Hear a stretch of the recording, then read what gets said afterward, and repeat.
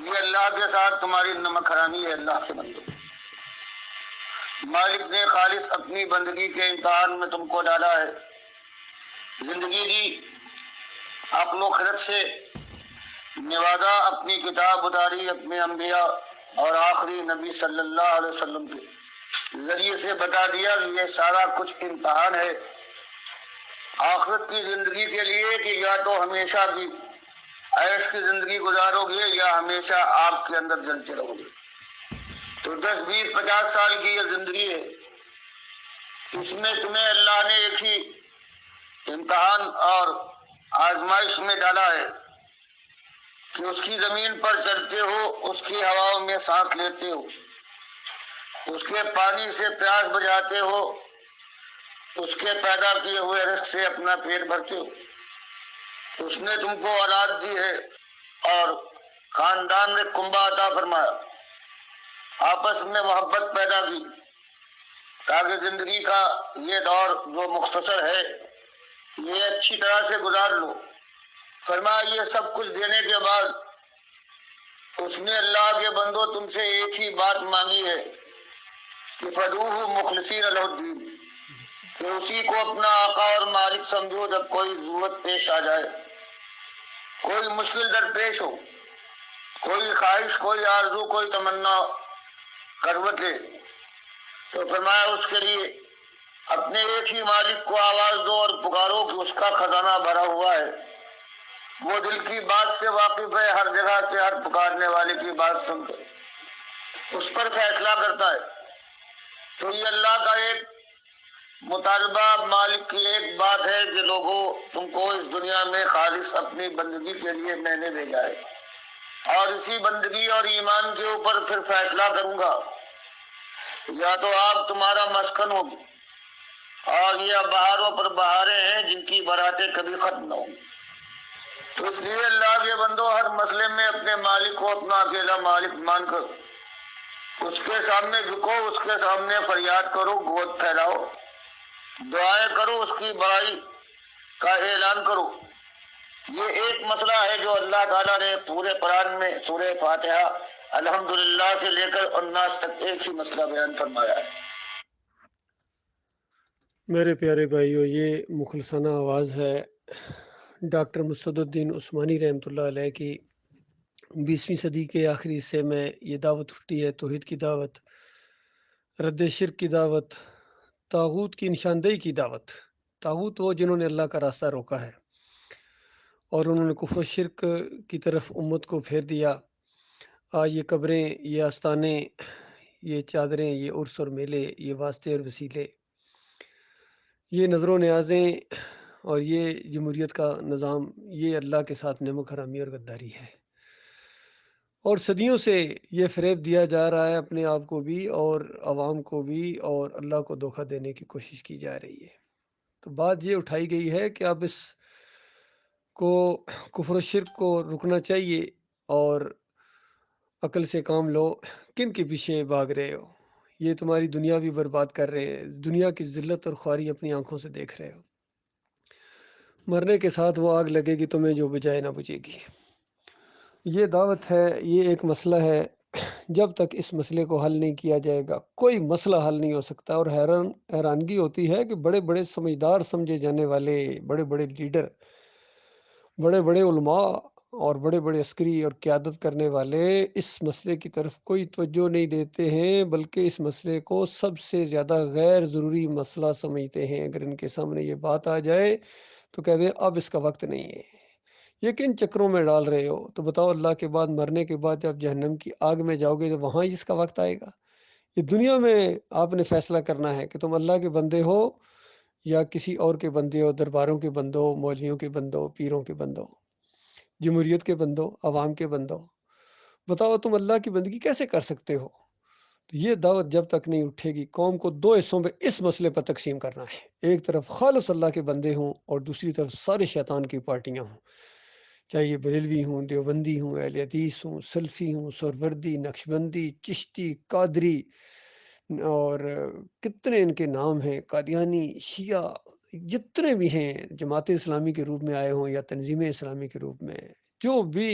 اللہ کی بات کا انکاری ہے وہ اللہ کا دشمن ہے۔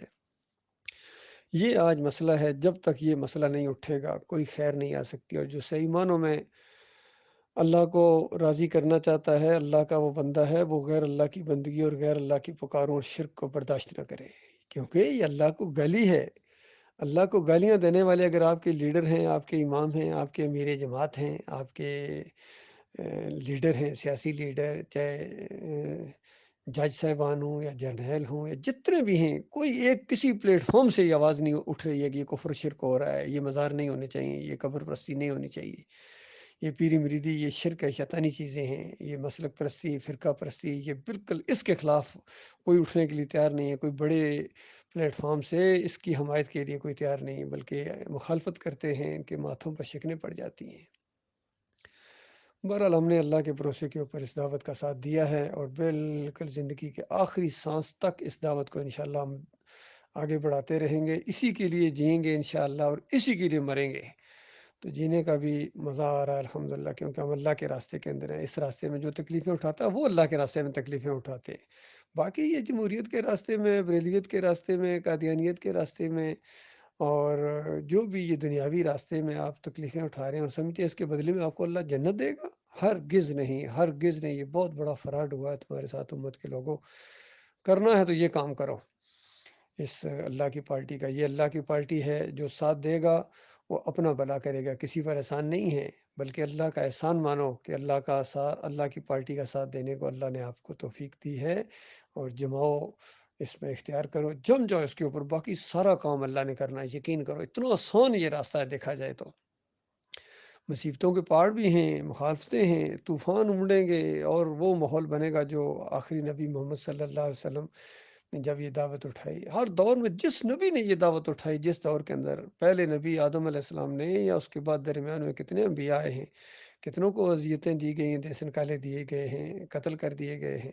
لیکن اللہ کے وہ بندے جمے رہے ہیں، اور آخری نبی محمد صلی اللہ علیہ وآلہ وسلم کی سنت تو ہمارے لیے بہترین نمونہ ہے۔ صحابہ اکرام کی ایک ایسی جماعت تیار ہوئی تھی، اعتماد کیا انہوں نے اللہ کی بات کے اوپر، جماعت دکھایا، کس طرح اللہ تعالیٰ نے وعدے پورے کیے، وَأَنْتُمُ الْأَعْلَوْنَ إِن كُنتُم مُؤْمِنِينَ، کہ اگر تم مومن بن جاؤ اللہ تعالیٰ تمہیں سر بلند کرے گا، تمہیں عزت دے گا۔ یہ نہیں کہ دنیاوی علوم حاصل کر لو، یہ کر لو، وہ بات کی بات ہے، پہلے ایمان تو لاؤ، ایمان خالص اختیار کرو۔ اللہ تعالیٰ کی قدرت بہت بڑی ہے، بہت طاقت ہے، وہ ایمانداروں کے ساتھ ہے، اس کا وعدہ سچا ثابت ہوا، وہ مومن بنے۔ لیکن جب سے ایمان کے اندر شرک آیا ہے،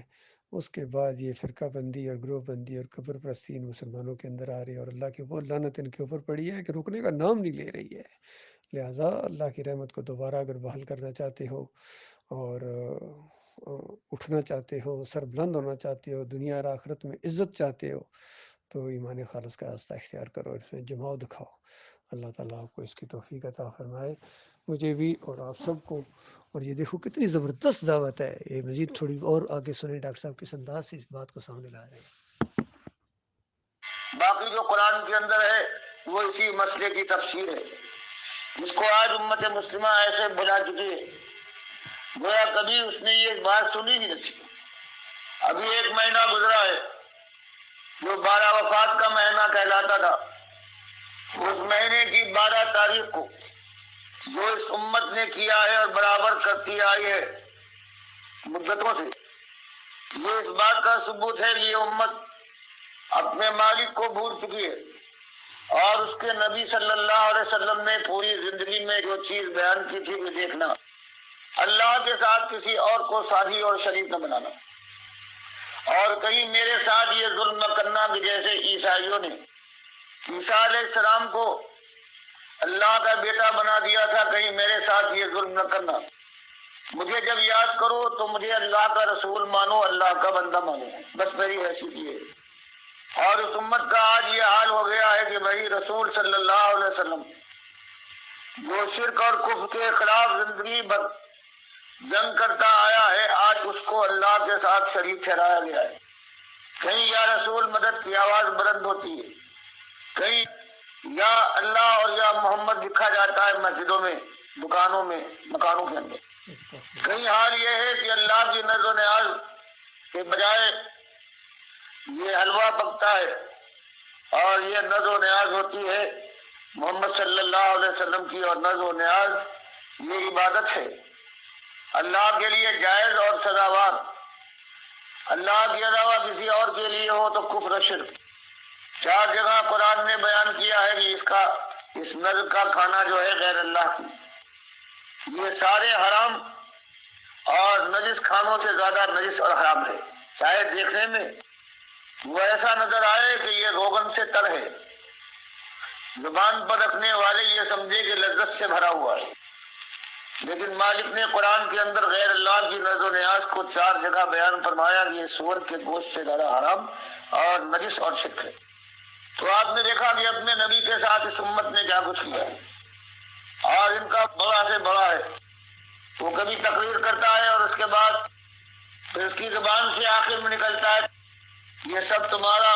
کرم ہے آقا، کہ بات اب تک بنی ہوئی ہے، اور مراد آقا سے اللہ کے نبی صلی اللہ علیہ وسلم کو لیتا ہے، اللہ کو نہیں۔ آج کا یہ جو اللہ کا دشمن ہے چاہے کلمہ پڑھتا ہو، ہاں اللہ سے مراد لی جائے کہ ہاں آقا مالک ہے، اس کا کرم ہے، یہ بات الگ۔ لیکن آج اس امت کا عقیدہ یہ بن گیا ہے کہ یہ اللہ کے نبی صلی اللہ علیہ وسلم نے جن کی کرم فرمائی ہے، جن کی رحمت ہے، جو حاضر و ناظر ہے، عالم الغیب ہے، مختار کل ہے، اب اللہ نے ان کو اختیار دے دیا ہے، مالک الگ ہو گیا ہے کہ جس کو چاہو تم دو اور جس کو چاہے محروم کر دو۔ تو اس طرح یہاں ایک بات بیچ میں ذرا اور وضاحت کر دوں، جس طرح ڈاکٹر عثمانی رحمۃ اللہ علیہ کہہ رہے ہیں کہ یہ امت آقا کہتی ہے نبی صلی اللہ علیہ وسلم کو، اور کہتی ہے یہ سب تمہارا کرم ہے آقا، کہ بات اب تک بنی ہوئی ہے۔ یعنی نبی اوپر صلی اللہ علیہ وسلم بھی لکھ دیتے ہیں تاکہ کوئی اللہ کی طرف اس لفظ کو لے ہی نہ جائے کہ آقا سے مراد اگر اللہ لی جائے تو پھر تو بالکل صحیح ہے، لیکن اگر آقا سے مراد نبی علیہ السلام لی جائے تو پھر یہ کفر و شرک ہے۔ یہاں میں ایک بات بتاؤں، میں نے چند دن پہلے ان کی تقریر سنی، یہ احسان الہی ظہیر، وہ تو آقا دو جہان، آقا کائنات، سرور کائنات، اس طرح کے مشرکانہ الفاظ، اور یہ سمجھے جاتے ہیں بڑے توحید کے چیمپئن گزرے ہیں۔ اسی طرح تقی عثمانی کو میں نے سنا، وہ تو نبی علیہ السلام کے لیے ہمیشہ سرور کائنات، حالانکہ سرور کائنات اللہ ہے، سرور کائنات اللہ ہے۔ وہ جو کسی نے کہا کہ سروری زیبا فقط ایک ذات بے انتہا کو ہے، باقی کسی کے لیے سروری نہیں ہے، یہ کائنات کی حکومت، کائنات کا نظام یہ اللہ کا ہے۔ اسی طرح ڈاکٹر اسرار کو سنا، وہ ہمیشہ حضور نبی علیہ السلام کو کہتا ہے، حضور حاضر نظر کے لیے ہے۔ تو اس طرح ان کے دلوں کے اندر، دماغوں کے اندر، ان کے خون کے اندر اور پٹھوں کے اندر شرک گھسا ہوا ہے ان سب کے، تو اللہ تعالیٰ ان کو ہدایت دے۔ اسی طرح علی انجینئر کو سنا، وہ علی رضی اللہ عنہ ہمیشہ مولا کا لفظ استعمال کرتا ہے، مولا، اس کا اللہ مولا نہیں ہے، اس کا علی رضی اللہ عنہ مولا ہے۔ طارق جمیل بھی یہی کہتا ہے، سب کے دماغوں کے اندر شرک ہے۔ دیکھو یہ توحید کی دعوت جب تک نہیں اٹھے گی اور بالکل ایک لائن نہیں لگے گی، کفر و شرک کرنے والوں کو پھر اپنا امام اور لیڈر نہیں مانا جائے گا، بلکہ ان کو دعوت دینی ہے۔ مزید سنیے۔ سے اللہ کے ساتھ یہ جو ظلم ہو رہا ہے اس کو شرک کہتے ہیں، اور شرک کے بعد اگر کوئی توبہ نہ کرے تو مالک قرآن میں فرماتا ہے، یہ 18 انبیاء ہیں، سورہ الانعام میں نوح علیہ السلام سے لے کر سارے انبیاء کا ذکر، موسیٰ اور عیسیٰ علیہ السلام، حضرت ابراہیم علیہ السلام، سب کا نام بنام اللہ نے ذکر کرنے کے بعد پھر فرمایا کہ لوگوں سمجھانے کے لیے ولو اشرکو، بفرض محال انبیاء شرک نہیں کرتے، لو اشرکو، اگر کہیں یہ شرک کر بیٹھتے ایک اور توبہ نہ کرتے، لَحَبِطَ عَنْهُمْ مَا كَانُوا يَعْمَلُونَ، تو زندگی بھر کا جو ان کا کام اور جو عمل تھا وہ سب برباد کرتا تھا۔ کئی مالک اپنے نبی صلی اللہ علیہ وسلم سے خطاب کرتا ہے، فرماتا ہے وَلَقَدْ أُوحِيَ إِلَيْكَ وَإِلَى الَّذِينَ مِن قَبْلِكَ، کہ وہی ہماری طرف سے پہلے جتنے رسول گزرے ہیں ان تک آئی ہے، اور آپ کو اسی وحی سے نوازا جا رہا ہے۔ اور وہ بات یہ ہے لئن اشرکت لَيَحْبَطَنَّ عَمَلُكَ وَلَتَكُونَنَّ مِنَ الْخَاسِرِينَ، بفرض محال ہمارے آخری نبی ہے محبوب ترین، اگر بفرض محال آپ بھی ایک شرک کر بیٹھے تو سارے اعمال آپ کے برباد ہو جائیں گے، مالک کے دربار میں دیوالیے ہو کر پہنچیں گے۔ اسی بات کو بخاری مسلم کی نبی صلی اللہ علیہ وسلم فرماتے ہیں کہ من مات یشرک باللہ شیئا دخل النار، کہ جو اللہ کے ساتھ ایک شرک کر کے مر جائے چاہے جتنے بڑے اس کے اعمال ہوں وہ آگ میں جائے. وَمَن مَّاتَ لَا يُشْرِكْ بِاللَّهِ شَيْئًا دَخَلَ الْجَنَّةَ. گناہ گار سے گناہ گار ہو، اگر اس نے شرک کرنے کی بجائے ایمان پر اس کی موت آئی ہو، یہاں تک کہ زمین کا چپا چپا اس نے برائی سے گناہ سے مر دیا ہو. حدیث قدسی میں مالک فرماتا ہے لقیتہ بمثلھا مغفرہ.